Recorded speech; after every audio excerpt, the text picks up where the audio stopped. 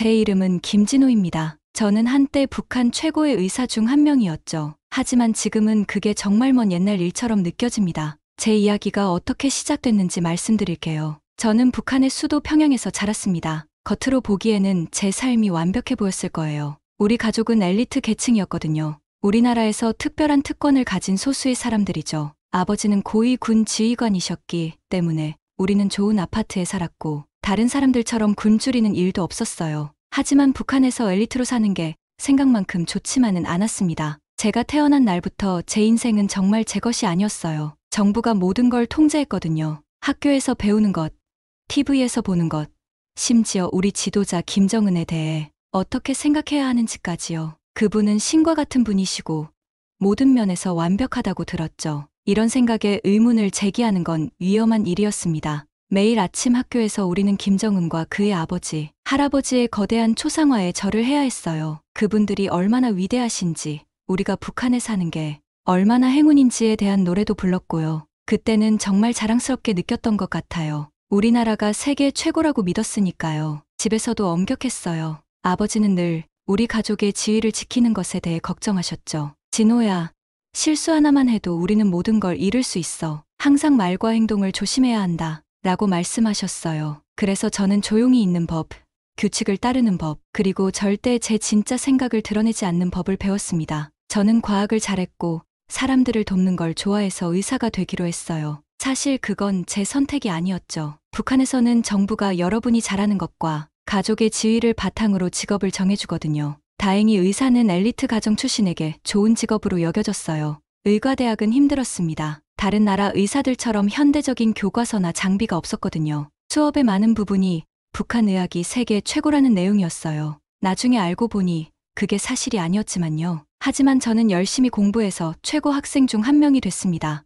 학교를 마치고 나서 저는 평양 최고의 병원에 배정됐어요. 큰 영광이었고 우리 가족도 자랑스러워 하셨죠. 하지만 의사로 일하면서 전에는 보지 못했던 것들을 보게 됐어요. 병원에서는 두 개의 다른 세상을 봤습니다. 하나는 중요한 정보관리들과 그 가족들을 치료하는 반짝반짝한 앞쪽 구역이었어요. 그들은 우리가 가진 제한된 물품으로 최선의 치료를 받았죠. 하지만 뒤쪽 구역은 달랐어요. 그곳은 일반 사람들이 오는 곳이었는데 붐비고 지저분했으며 자주 그들을 제대로 치료할 약이나 장비가 부족했습니다. 어느 날 심한 감염에 걸린 어린 소녀가 왔던 게 기억나요. 의료시설이 좋은 나라였다면 쉽게 치료할 수 있었을 텐데 우리에겐 적절한 항생제가 없었어요. 저는 그저 그 아이가 점점 더 아파지는 걸 지켜볼 수밖에 없었죠. 다른 곳이었다면 그 아이는 괜찮았을 텐데 말이에요. 그 아이가 죽었을 때 어머니의 울음소리가 병원 복도에 울려 퍼졌어요. 그때 처음으로 우리 체제가 얼마나 불공평한지 정말로 이해하게 됐습니다.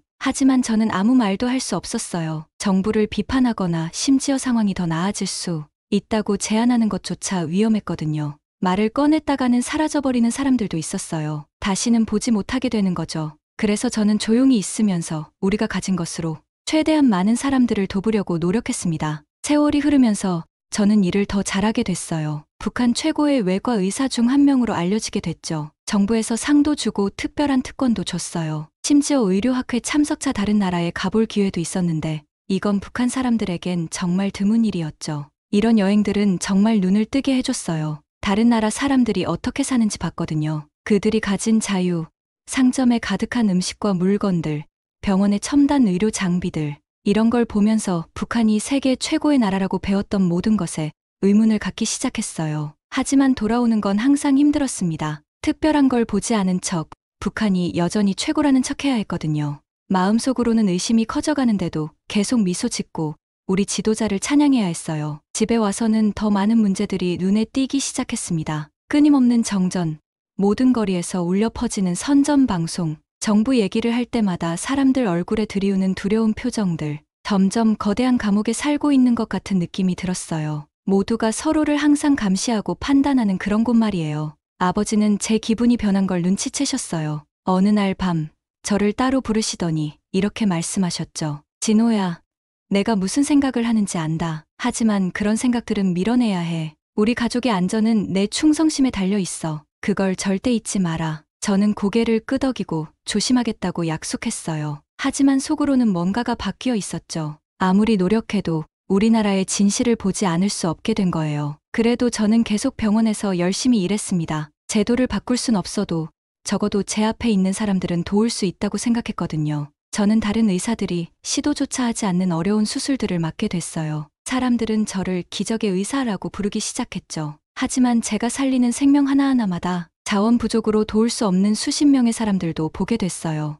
엘리트 환자들을 위해 할 수 있는 것과 일반 사람들을 위해 할 수 없는 것 사이의 차이가 저를 갉아먹었습니다. 어느 날 고위 당 간부 한 분이 병원에 오셨어요. 그분은 저를 옆으로 데려가더니 이렇게 말씀하셨죠. 김 박사, 당신의 실력에 감명받았소. 우리는 당신이 존경하는 지도자 김정은 동지와 그 가족을 치료하는 특별 의료팀에 합류하길 바라오. 그건 북한에서 의사가 받을 수 있는 최고의 영예였어요. 아버지께서는 정말 기뻐하셨을 거예요. 하지만 제가 느낀 건 깊은 두려움뿐이었죠. 이 팀에 합류한다는 건 더 강하게 통제받고 일반 사람들을 돕는다는 자유는 더 작아진다는 뜻이었으니까요. 저는 억지로 미소 지으며 그런 중요한 역할을 맡을 준비를 할 시간이 필요하다며 감사하다고 말했어요. 하지만 마음속으로는 그럴 수 없다는 걸 알고 있었죠. 모든 게 괜찮다는 척 계속할 수는 없었으니까요. 그날 밤 저는 잠을 이루지 못하고 누워 있었어요. 머릿속이 복잡했죠. 제가 본 모든 것들이 떠올랐어요. 일반 사람들의 고통,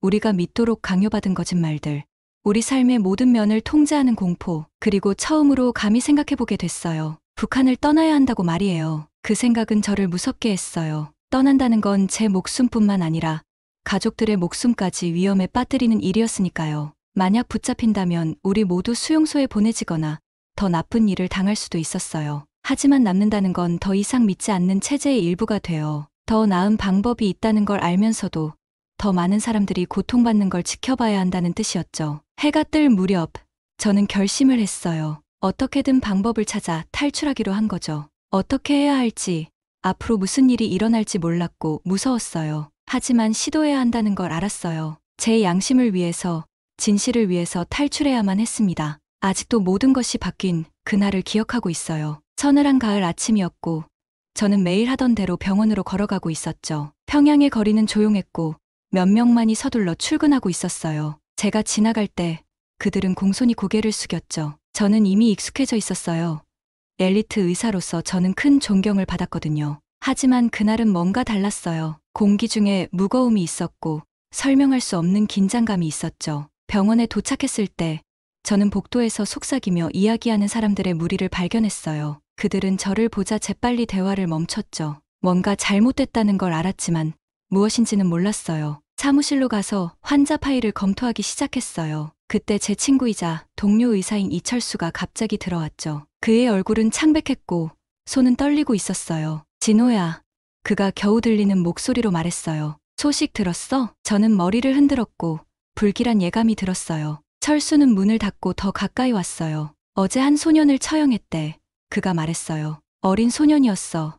10살도 채 안 된. 저는 속이 떨어지는 것 같았어요. 뭐라고? 왜? 저는 믿고 싶지 않아 물었죠. 철수의 눈은 고통으로 가득 찼어요. 대추나무 밑에서 약간의 설탕을 훔쳤대. 배가 고팠던 거야. 진호야. 그저 배고픈 아이였을 뿐이야. 저는 의자에 무겁게 앉았어요. 북한에서 많은 끔찍한 일들을 봤지만 이건 달랐어요. 설탕 조금 가져갔다고 아이를 죽이다니? 우리의 가혹한 정권에서도 있을 수 없는 일 같았어요. 확실해? 저는 필사적으로 사실이 아니기를 바라며 물었어요. 철수는 고개를 끄덕였어요. 여러 출처에서 들었어. 사실이야. 진호야. 그들은 그 아이를 본보기로 삼은 거야. 저는 구역질이 날 것 같았어요. 그 순간 수년 동안 억눌러왔던 모든 의심과 의문들이 한꺼번에 표면으로 떠올랐어요. 어떻게 이런 식으로 아이를 대하는 시스템의 일부가 될 수 있을까요? 그날 남은 시간 동안 저는 일에 집중할 수 없었어요. 계속해서 그 소년에 대해 생각했고 그가 얼마나 무서웠을지 상상했죠. 제 자신의 어린 시절을 떠올렸어요. 가족의 지위 덕분에 진정한 굶주림을 모르고 자랐던 것을. 이 모든 불공정함이 저를 무겁게 짓눌렀어요. 그날 밤 저는 잠을 이룰 수 없었어요. 작은 소년이 총살대 앞에 선 모습이 머릿속에 맴돌며 뒤척였죠. 아침이 왔을 때 저는 지쳐 있었지만 결심이 섰어요. 뭔가를 해야 했고 뭔가를 말해야 했어요. 이런 일이 일어나지 않은 척 할 수는 없었어요. 병원에서 철수를 찾았어요. 우리가 목소리를 내야 해. 제가 말했어요. 이대로 넘어갈 순 없어. 철수는 동의와 두려움이 섞인 표정으로 저를 바라봤어요. 위험해. 진호야. 그가 경고했어요. 정권에 의문을 제기하는 사람들에게 어떤 일이 일어나는지 알잖아. 저도 알고 있었죠. 훨씬 더 작은 이유로 동료들이 사라지는 걸 봤으니까요. 하지만 그 소년의 모습이 제 머릿속을 떠나지 않았어요. 우리는 의사야. 제가 말했어요. 생명을 구해야지. 아이들이 죽어가는 걸 보고만 있으면 안 돼. 철수가 천천히 고개를 끄덕였어요. 내 말이 맞아. 그가 말했어요. 우리는 침묵할 수 없어. 그 후 며칠 동안 철수와 저는 조심스럽게 다른 의사들과 간호사들에게 말을 걸었어요. 우리는 공개적으로 정권을 비판하지는 않았지만 질문을 던졌죠. 이게 정의인가? 의료인으로서 우리가 약자를 위해 목소리를 내야 하지 않을까? 처음에는 사람들이 말하기를 주저했어요. 북한에서 공포는 강력한 힘이었으니까요. 하지만 서서히 우리의 걱정을 공유하는 사람들을 찾았어요. 불안감이 커져갔고 상황이 너무 심각해졌다는 느낌이 퍼져갔죠. 그때는 몰랐지만 우리의 대화 소식이 병원을 넘어 퍼지고 있었어요. 당국은 항상 감시하고 있었고 항상 듣고 있었죠. 그들이 행동을 취하는 건 시간 문제였어요. 우리가 소년에 대해 처음 들은 지 일주일쯤 지났을 때 저는 병원에 도착해 철수의 사무실이 비어있는 걸 발견했어요. 그에 대해 물어봤을 때 사람들은 긴장한 듯 시선을 피했죠. 마침내 한 간호사가 저를 옆으로 데려갔어요. 어젯밤에 그를 데려갔어요. 그녀가 속삭였어요. 비밀 경찰이 그의 집으로 왔대요. 등골이 오싹해지는 걸 느꼈어요. 이게 무슨 의미인지 알았죠. 철수는 재교육을 위해 끌려갔던 거예요. 사람들의 정신을 박살내고 정권에 대한 충성을 보장하기 위해 고안된 잔인한 과정이죠. 며칠 동안 철수에 대해 아무 소식도 듣지 못했어요. 저는 병원에서 일을 계속하려고 노력했지만 계속해서 뒤를 돌아보며 다음은 내 차례가 아닐지 걱정했죠. 공포는 압도적이었지만 분노도 마찬가지였어요. 어떻게 그들은 평양 최고의 의사 중 한 명인 철수에게 이럴 수 있을까요? 그러다가 철수가 사라진 지 2주쯤 지났을 때 저는 메시지를 받았어요. 철수에게서 온 거였는데 신뢰할 수 있는 친구들의 네트워크를 통해 비밀리에 전달됐죠. 그는 늦은 밤 병원의 한적한 곳에서 저를 만나고 싶어 했어요. 위험하다는 걸 알았지만 그를 봐야 했어요. 그날 밤 저는 집에서 몰래 빠져나와 병원으로 향했어요. 거리는 어둡고 텅 비어 있었고 모든 소리에 저는 움찔거렸어요. 약속 장소에 도착했을 때 저는 거의 철수를 알아보지 못할 뻔했어요. 그는 불과 2주 만에 몇 년은 늙어 보였어요. 그의 얼굴은 수척했고 눈 밑에는 다크서클이 져 있었죠. 진호야. 그가 쉰 목소리로 말했어요. 시간이 없어. 그는 자신이 겪어야 했던 투쟁 세션에 대해 말해줬어요. 매일같이 이어진 공개적 굴욕, 강제 자백, 그리고 육체적 학대. 그들은 그가 반역자임을 인정하고 반혁명적 사상을 포기하기를 원했대요. 하지만 난 그럴 수 없었어. 진호야. 그가 고통과 결의가 뒤섞인 눈으로 말했어요. 그 소년에게 일어난 일이 옳다고 말할 수 없었어. 친구의 용기에 감탄했지만 동시에 그의 안전이 걱정됐어요. 이제 어떻게 되는 거야? 제가 물었어요. 철수의 표정이 심각해졌어요. 그들이 날 본보기로 삼으려고 해. 그가 말했어요. 내일이 마지막 투쟁 세션이야. 난 살아남지 못할 것 같아. 저는 항의하고 싶었어요. 설마 그렇게까지 하진 않을 거라고 말하고 싶었죠. 하지만 우리 둘 다 진실을 알고 있었어요. 정권은 반대를 용납하지 않았고 특히 충성해야 할 사람들로부터는 더욱 그랬죠. 진호야.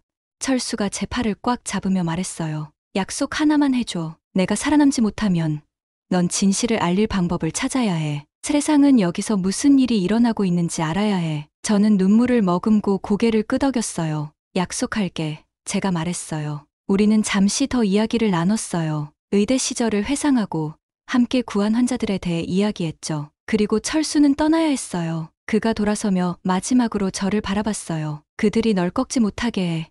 진호야. 그가 말했어요. 강해져. 우리가 왜 의사가 됐는지 기억해. 그게 철수가 저에게 한 마지막 말이었어요.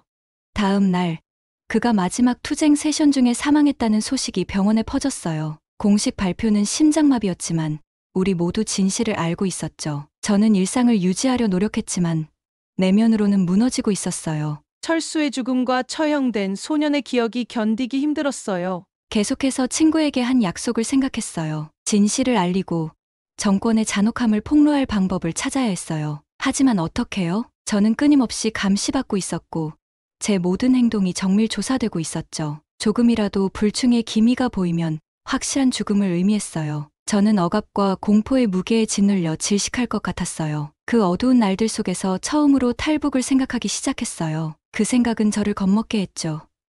그에 따르는 위험과 탈출을 시도하다 잡힌 사람들에게 가해지는 처벌을 알고 있었으니까요. 하지만 동시에 이렇게 살 수 없다는 것도 알았어요. 아이들을 죽이고 철수 같은 좋은 사람들을 파괴하는 정권을 지지하는 척하며 살 수는 없었죠. 조심스럽고 비밀스럽게 계획을 세우기 시작했어요. 탈출구를 찾는데 시간이 걸릴 거라는 걸 알았지만 몇 주 만에 처음으로 희망의 불빛을 느꼈어요. 철수에게 한 약속을 지킬 방법을 찾을 거예요. 어떤 대가를 치르더라도 북한의 진실을 세상에 알릴 거예요. 매일 밤 앞으로 닥칠 위험들을 생각하며 침대에 누워있을 때 저는 한 가지 생각을 붙잡았어요. 자유는 어떤 대가를 치르더라도 가치가 있다는 거죠. 철수를 위해, 그 이름 모를 소년을 위해, 정권의 잔인함 아래 고통받는 모든 사람들을 위해 저는 시도해야만 했어요. 평양의 엘리트 의사로서의 제 삶은 끝났어요. 새로운 장이 시작되려고 하고 있었죠. 그날 아침 병원에 들어섰을 때 제 심장이 쿵쾅거렸어요. 오늘이 바로 북한을 탈출하려는 날이었거든요. 몇 달 동안 계획했지만 여전히 무서웠어요. 만약 잡히면 어쩌죠? 뭔가 잘못되면 어쩌죠? 하지만 시도해야 한다는 걸 알았어요. 철수 친구와 그 불쌍한 어린 소년에게 일어난 일 이후로는 이 나라에 더 이상 머물 수 없었어요. 의사 가운을 입고 평소처럼 행동하려 했어요. 속으로는 긴장해서 토할 것 같았어요. 오늘 큰 수술이 예정되어 있었죠. 그게 제 계획의 일부였어요. 수술을 시작한 다음 아픈 척하고 나올 생각이었어요. 위험했지만 제게 있는 최선의 기회였어요. 수술실로 걸어가면서 제가 남기고 가는 모든 것들을 생각했어요. 가족, 집, 제 인생 전부요. 하지만 동시에 탈출에 성공하면 기다리고 있을 자유에 대해서도 생각했어요. 깊이 숨을 들이쉬고 문을 열었어요. 안녕하세요, 여러분이라고 간호사들과 다른 의사들에게 말했어요. 제 목소리가 제가 느끼는 것보다 안정되어 들리기를 바랐어요. 우리는 환자를 수술 준비를 했어요. 첫 절개를 할 때 제 손이 약간 떨렸어요. 1시간 정도 수술에 집중했어요. 그러니까 긴장이 좀 풀리더라고요. 하지만 이제 때가 왔다는 걸 알았어요. 지금 행동해야 했어요. 그렇지 않으면 용기를 잃을지도 몰랐거든요. 조수를 올려다 봤어요. 몸이 좀 안 좋네요. 라고 말하며 아픈 척했어요. 대신해 주실 수 있나요? 잠깐 나가봐야겠어요. 조수가 걱정스러워 보였지만 고개를 끄덕였어요. 저는 빠르게 수술실을 나왔어요. 심장이 너무 세게 뛰어서 모두가 들을 수 있을 거라고 생각했어요. 복도를 빨리 걸었지만 뛰지는 않으려고 했어요. 의심을 사고 싶지 않았거든요. 병원 뒤쪽에 있는 잘 사용하지 않는 출구로 가는 길을 외우고 있었어요. 가까워질수록 땀이 나기 시작했어요. 만약 그곳에 경비원이 있다면 어쩌죠? 누군가가 저를 멈춘다면 어쩌죠?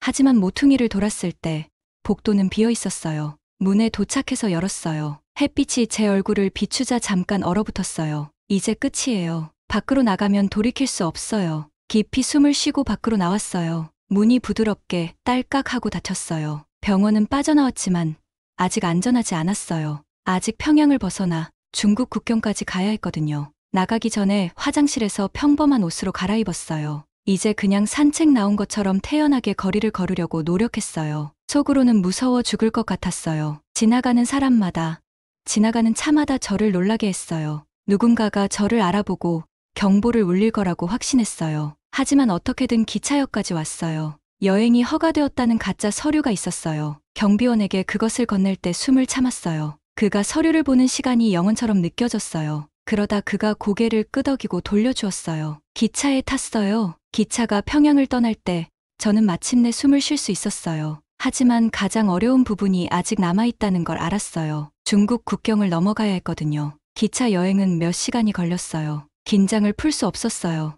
역에 멈출 때마다 경찰이 올라와 저를 체포할 거라고 생각했어요. 하지만 마침내 국경 근처 마지막 정거장에 도착했어요. 기차에서 내렸을 때는 어두워지고 있었어요. 그건 좋았어요.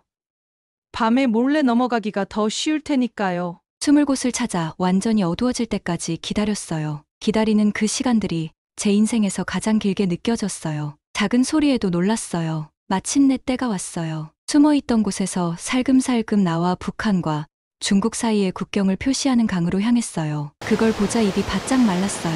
강은 넓었고 물살이 거세 보였어요.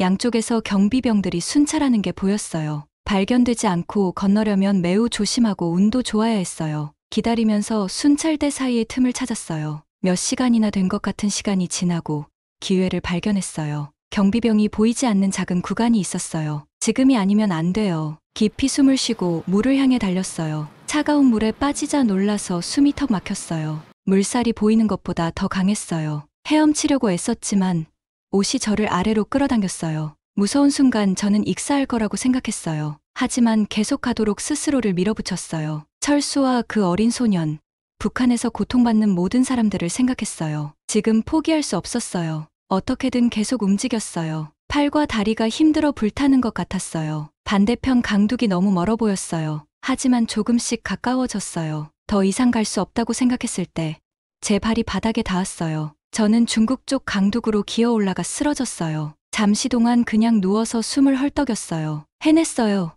북한을 벗어났어요. 하지만 아직 안전하지 않다는 걸 알았어요. 경비병들이 보기 전에 숲으로 들어가도록 저를 강제로 일으켰어요. 그날 밤을 숲에서 숨어 지냈어요. 춥고 젖고 배고팠지만 자유로웠죠. 아침이 되면 남한으로 가는 긴 여정을 시작할 거예요. 어떻게 거기에 갈지 정확히 몰랐지만 방법을 찾을 거라고 알았어요. 몇 년 만에 처음으로 희망을 느꼈어요. 제가 한국으로 오는 여정은 길고 무서웠어요. 강을 건너 중국에 들어온 후에도 매우 조심해야 했죠. 아무도 믿을 수 없었어요. 작은 소리에도 깜짝 놀랐고 누군가 저를 잡아 북한으로 돌려보낼까 봐 항상 뒤를 돌아보며 걸었어요. 밤에 이동하고 낮에는 숨어 지냈어요. 음식을 사는 것도 무서워서 때로는 배고픔을 참아야 했죠. 어둡고 숨겨진 곳에서 잤어요. 옷은 더러워지고 찢어졌어요. 집과 가족이 그립긴 했지만 돌아갈 수 없다는 걸 알고 있었어요. 여러 날이 지나 마침내 한국 대사관에 도착했어요. 들어갈 때 심장이 너무 빨리 뛰었어요. 저를 믿어주지 않거나 도와주지 않을까봐 겁이 났죠. 하지만 제가 탈북한 의사라고 말하자 그들은 주의 깊게 들어주셨어요. 음식과 깨끗한 옷도 주셨고요. 몇 주 만에 처음으로 안전하다고 느꼈어요. 대사관 직원들이 한국으로 갈 수 있게 도와주셨어요. 서울에 비행기가 착륙했을 때 정말 믿기지 않았어요. 드디어 자유를 얻은 거죠. 도시는 너무나 밝고 바빴어요. 차도 많고 높은 건물도 많았죠. 사람들은 웃으며 걸어 다녔어요. 평양과는 전혀 달랐죠. 처음에는 모든 게 벅찼어요. 음식 맛도 달랐고 사람들이 말하는 방식도 낯설었어요. 지하철을 타거나 장을 보는 것 같은 간단한 일도 혼란스러웠죠. 하지만 천천히 배워갔어요. 한국 정부에서 도움을 주셨어요. 탈북자를 위한 특별한 센터로 보내주셨죠. 거기서 한국에서의 생활에 대해 배웠어요. 컴퓨터와 스마트폰 사용법도 가르쳐 주셨고 민주주의와 이곳 정부 운영 방식에 대해서도 배웠어요. 북한에서 알던 것과는 너무나 달랐죠. 가장 어려웠던 건 스스로 생각하는 법을 배우는 거였어요. 북한에서는 항상 무엇을 생각하고 해야 할지 지시받았거든요. 여기서는 제가 선택을 해야 했어요. 처음엔 무서웠지만 동시에 흥미진진했죠. 무엇을 입을지, 무엇을 먹을지, 무엇을 믿을지 제가 고를 수 있었어요. 아무도 지도자를 숭배하라거나 정치 모임에 가라고 하지 않았죠. 몇 달 후 새 삶을 시작할 준비가 되었어요. 정부에서 작은 아파트를 찾는 것을 도와주셨어요. 크거나 멋진 곳은 아니었지만 제 것이었죠. 제가 원하는 대로 꾸밀 수 있었고 마음대로 드나들 수 있었어요. 이런 자유가 아직도 때때로 놀랍게 느껴져요. 처음에는 일자리를 찾기가 힘들었어요. 북한에서 받은 의학학위가 여기서는 인정되지 않았거든요. 제 실력을 증명하려면 공부하고 시험을 봐야 했어요. 오래 걸렸지만 포기하지 않았어요. 의사가 되는 것이 제 소명이라는 걸 알고 있었고 고향에서처럼 사람들을 돕고 싶었어요. 마침내 병원에서 일자리를 얻었어요. 북한의 병원과는 달랐죠. 여기서는 필요한 모든 약과 장비가 있었어요. 환자들을 제대로 치료할 수 있었죠. 적절한 도구가 없어서 간단한 병으로 죽는 일은 없었어요. 병원에서 일하면서 많은 것을 배웠어요. 새로운 의료 기술도 배우고 전에 본 적 없는 첨단 기계로 일하기도 했죠. 하지만 가장 큰 차이는 환자를 대하는 방식이었어요. 북한에서는 환자에게 하는 말을 조심해야 했지만 여기서는 정직하고 친절할 수 있었어요. 위로해주고 모든 것을 설명해 줄 수 있었죠. 어느 날 한 어린 소년이 병원에 왔어요. 아주 아픈 상태였죠. 북한이었다면 살아남지 못했을 수도 있어요. 하지만 여기서는 그 아이를 도울 모든 것이 있었어요. 팀과 함께 열심히 노력해서 아이를 치료했죠. 아이가 나아서 저를 보고 미소 지을 때 정말 행복했어요. 이것이 바로 제가 의사가 된 이유였죠. 한국에서의 삶이 항상 쉬운 건 아니에요. 때로는 외롭기도 해요. 북한에 있는 가족과 친구들이 그립고 걱정돼요. 하지만 여기 온 것이 옳은 선택이었다는 걸 알아요. 한국에서 새 친구들도 사귀었어요. 일부는 저처럼 탈북한 사람들이에요. 우리는 서로의 어려움을 이해하고 새 삶에 적응하는데 도와줘요. 한국인 친구들도 생겼어요. 그들은 제 북한 생활에 대해 궁금해하죠. 질문도 하고 제 이야기도 들어줘요. 한국 문화와 관습을 배우는데도 도움을 주셨어요. 한국에서 놀란 점 중 하나는 사람들이 자유롭게 말할 수 있다는 거예요. 두려움 없이 정부를 비판할 수 있고 원하는 종교를 믿을 수 있어요. 다른 나라로 여행도 갈 수 있죠. 이런 건 북한에서는 할 수 없었던 일이에요. 한국에서의 새 삶에 감사해요. 전에는 꿈도 꾸지 못했던 기회들이 있어요. 새로운 것을 배우고 여행도 가고 의사로서 사람들을 도울 수 있어요. 하지만 제가 어디서 왔는지 잊지 않았어요. 언젠가 북한이 변하길 바라요. 남북한이 통일되고 모든 한국인이 자유롭게 살 수 있는 날을 꿈꿔요. 가끔 북한에 계신 아버지 생각을 해요. 저를 자랑스러워 하실지 아니면 제가 떠난 것에 화가 나실지 궁금해요. 제가 왜 떠나야 했는지 이해하셨으면 좋겠어요. 언젠가는 다시 뵐 수 있겠죠. 그때까지 열심히 일하고 자유를 즐기며 살 거예요. 절대 당연하게 여기지 않을 거예요. 제 이야기는 수많은 이야기 중 하나일 뿐이에요. 탈출해서 새 삶을 찾은 다른 북한 사람들도 있어요. 어떤 이들은 더 쉬운 여정을, 어떤 이들은 더 힘든 여정을 겪었겠죠. 하지만 우리 모두 더 나은 삶과 자유로운 한국을 꿈꿔요. 제 이야기를 나눔으로써 더 많은 사람들이 북한의 삶이 어떤지, 우리가 왜 모든 것을 걸고 탈출하는지 이해하길 바라요. 이제 서울 거리를 걸을 때면 희망을 느껴요. 가능성으로 가득 찬 미래가 보여요. 이제 더 이상 단순히 생존하는 게 아니라 살아가고 있어요. 그리고 그게 가장 큰 선물이에요.